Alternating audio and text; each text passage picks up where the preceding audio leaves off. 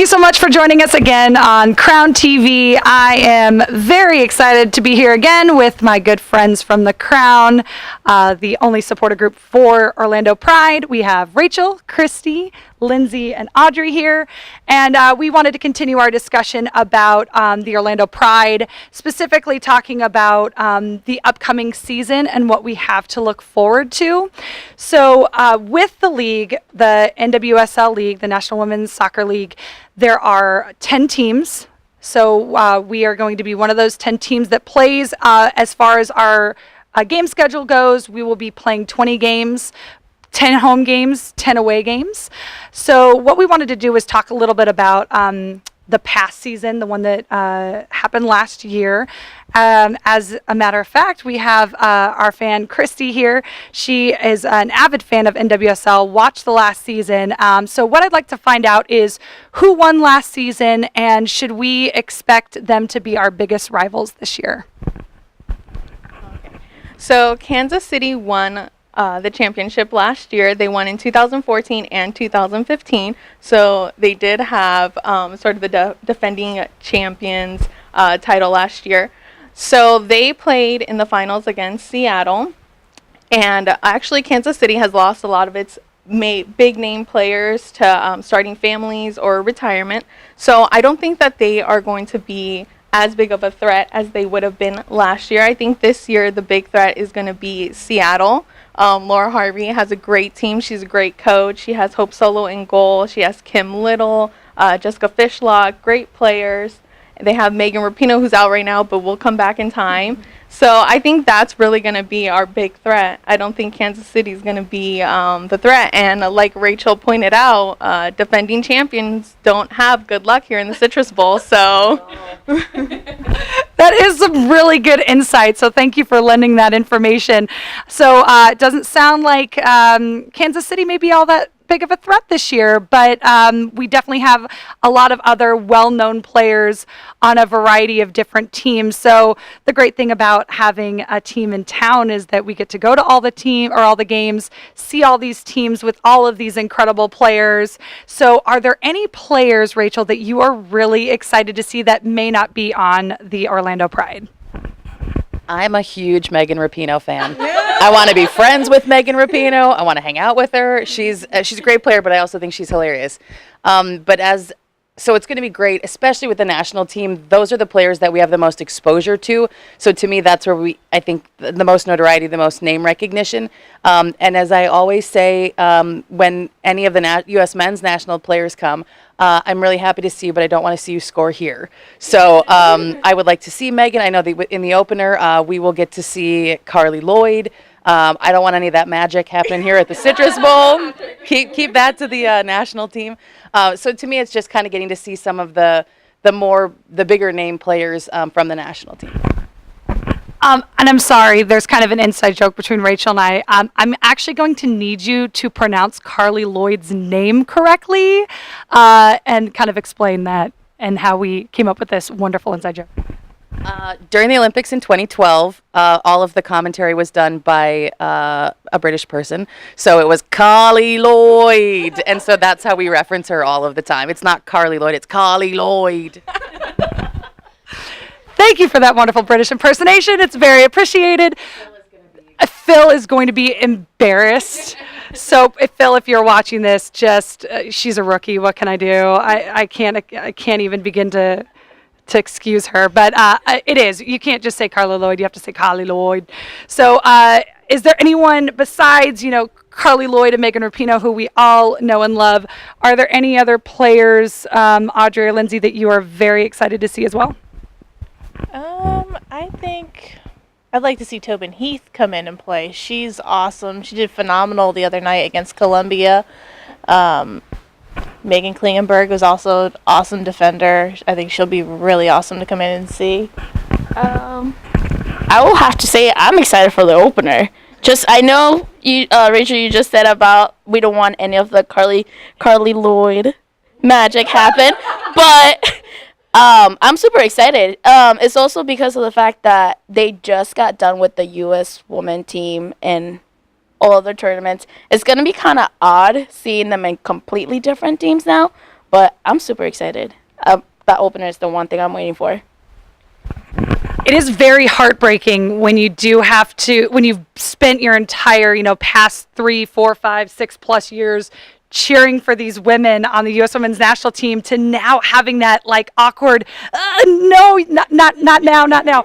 I know, again, Hope Solo, again, going back to my absolute adoration for goalkeepers. She may be absolutely crazy, but man, that woman can stop a ball. So I am truly excited to see her play. I'm excited to see all these women play, but as Rachel mentioned, not in the Citrus Bowl.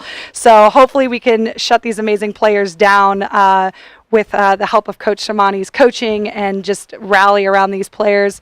And that's kind of what I love about being a supporter is that, you talk to these players and they say that our cheering and our chanting for 90+ minutes really makes a difference. So I hope that we can go out and bring that passion for these players. But I hope that we can also intimidate those other wonderful players who are out there who come out and play against us at the Citrus Bowl. So something else about the team that a lot of us are kind of divided on, actually, is the kits for the Orlando Pride. They kind of leaked them. They haven't been officially announced, and they're not even for sale yet. But a lot of people have seen those photos come out. I want us to be perfectly honest. This is a safe location. Tell us, what do you really think about our kits? I've seen them before. I feel like they're very similar to the kits Sky Blue wore last year, so I'm not really impressed. And I was hoping to be really excited about them. I really love the purple, and I wanted it to be like something new and exciting, and it's not. And I feel let down. Hey, that's perfectly fine. We can definitely be honest and be a little critical of the things that are happening with the team as long as we're supporting them. It could look horrible, and I'm still going to buy that kit. Let's be honest. I will rock it to the best of my ability, and I know we all will too. So, Audrey, why don't you tell me a little bit about what you think this kit looks like? We had a fun conversation, both the three of us, about what we think. So tell us, what do you really think? Yeah, just like she was saying, it reminds me so much of Sky Blue. But I will have to say, I love their practice kits. I'm like, every single picture they have posted, I'm kind of like, I want those instead. Like, I would love to buy those. But of course, just like you were saying, no matter what the kits look like, we're all going to have those jerseys whenever they come out for sale. I have to throw this one to Lindsay as well, because she made a really fun kind of comparison that I completely agreed with, and we didn't even talk about it beforehand, but she said the same thing that I did. So what did you say about the color of the blue? I think the color of the blue looks like New York City FC. Boo! So that's kind of a little bit of a disappointment. I was hoping for maybe if they had the blue in, maybe incorporate a different tint so that way it didn't look like another team, like the Sky or New York City FC. I know, I basically said the same thing, only I think I referred to it as Man City Blue. So yes, I know that when they were first coming out, there was almost like a teal sort of look to the blue. That's what I was thinking and kind of hoping for. But again, our women are going to look great in them, and I agree with you. That blue practice kit looked amazing. If you don't follow Leanne Sanders on Facebook or Twitter or anything, go and follow her. She is rocking that practice kit. She looks incredible. I mean, those legs on that woman, they're enviable. There was this one picture actually that of Tony that, oh my God, those muscles in those legs, I was like, that girl's working it out. So regardless of how you feel about the kit, really what it is about the team and how we're going to place this season. So we've preseason has come and gone. I know, like we said, we were able to see them play that one preseason game where we won 5-1. We were all very excited about it. Obviously, a win is a win. But we were talking about this a little bit beforehand, and I just love how outspoken some of our fans are, specifically one in this room. So I'd like to get her view on how she feels about the wins that we've had in the preseason and what that means to our women when it comes to practicing and how we fared. I think that it's a little bit unfair to test against a college team. You're a professional team. You should be annihilating a college team. When you have Alex Morgan, who's won the World Cup, playing against an 18-year-old college student, I don't think that's necessarily the most representative of the experience that they're going to have in the league. And so, yeah, a win's a win, and it's great. And those matches, I think, are probably more for the team to learn how to play with each other than how they play against someone else, which is equally as important to building their dynamic. But it is nice when you're competition is what makes you better. So, Ashlyn Harris isn't going to be tested when the ball doesn't get across midfield. And the attack is not tested when clearly they can just take the pitch and do whatever they want. So it's obviously about communication for the players and learning, their own style. But to me, if you really want to talk about preseason practice, you have to play somebody who's playing at your level. So that's why I'm looking forward to seeing in the league too, to see people who are more evenly matched skill-wise.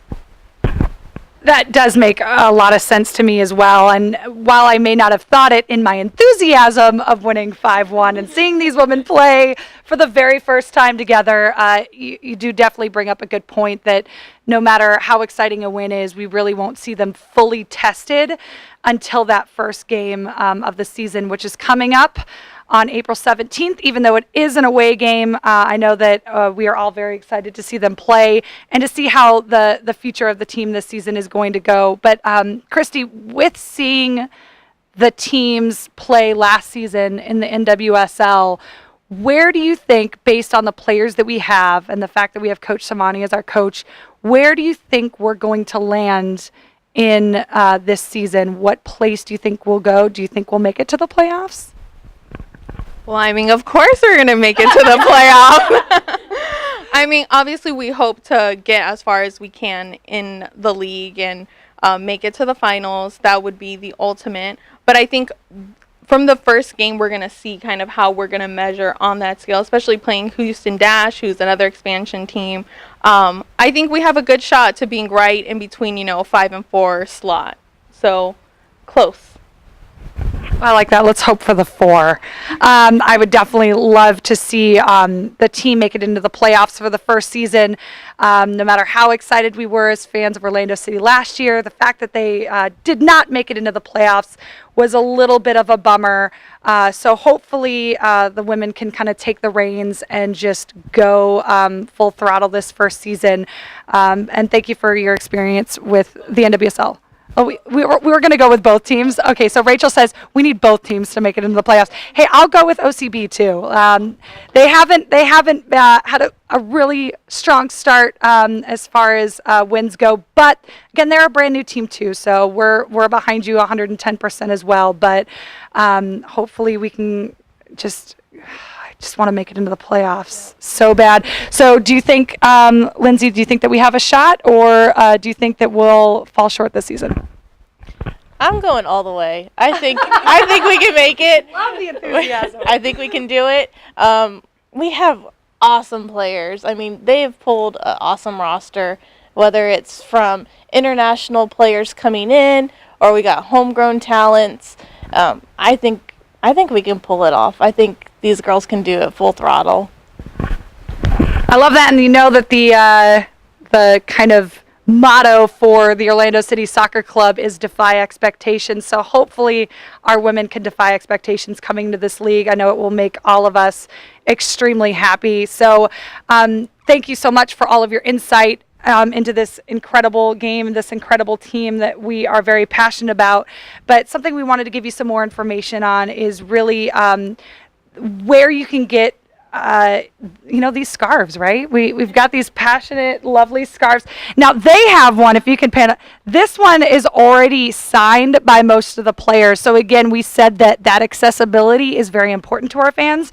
This is how accessible they are when you have this kind of passionate supporters. So I actually have another one. I know that you mentioned that you wanted another one that was not signed so that you can frame this one. I don't blame you. I have another one for you, so I'll get you that one as soon as possible. But with the Crown, again, our whole mission is to support the team as much as possible. I have just been completely overwhelmed as the membership representative for the Crown on how not only how much we've grown in the first season. I mean, we just started. We were just announced a few months ago, and we already have over 300 members registered for this supporter group. So, I mean, this supporter club is just going to take off. I believe in it because of how excited all of our members are, and they're already getting engaged. We're already painting tifos. We already have a drum. We already have people lined up to drum for games. We have capos who are excited to be out there. She is one of them, and she's going to be excellent. Audrey's going to kick it.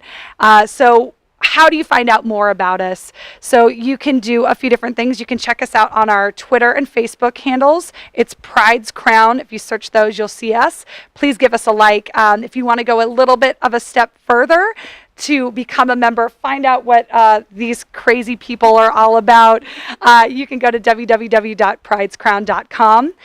You can find out a little bit about our members' leaders. You can also sign up for membership where you get this scarf. Can you show it one more time? I'm just in love with this scarf. This is the membership scarf. You can only get it as a member of the Crown. Conveniently, we also have some of our merchandise on display for our panelists here. We have the shirts right here with our wonderful Crown logo. A big shout out to Danny Voss, who was our designer for our Crown logo. We've just embraced it, and we couldn't thank you enough for all of your unicorn magic that you create, Danny Voss. So thank you. We also have this wonderful blue shirt that you can get online as well to show our support for our team and the Crown. So please take a look at our website, our social media. If you have any questions for any of the leaders, please feel free. We try to answer them as quickly and as quickly as possible so you can get all the information that you need. But really, when it comes down to it, it's all about the pride for the team, the pride for our community. You'll hear us say, our city, our pride. That's actually one of our chants. So we're really excited to have this wonderful arena to show our passion for the sport, and specifically for the sport of women's soccer. So I think we should end this with throwing up our scarves, right? I think that's the best way. Should we do a little chant, our city, our pride? Ready? 1, 2, 3. Our city! Our pride! Our city! Our pride! Thank you so much. Check us out on the next Crown TV, and we'll see you after the next game. Bye.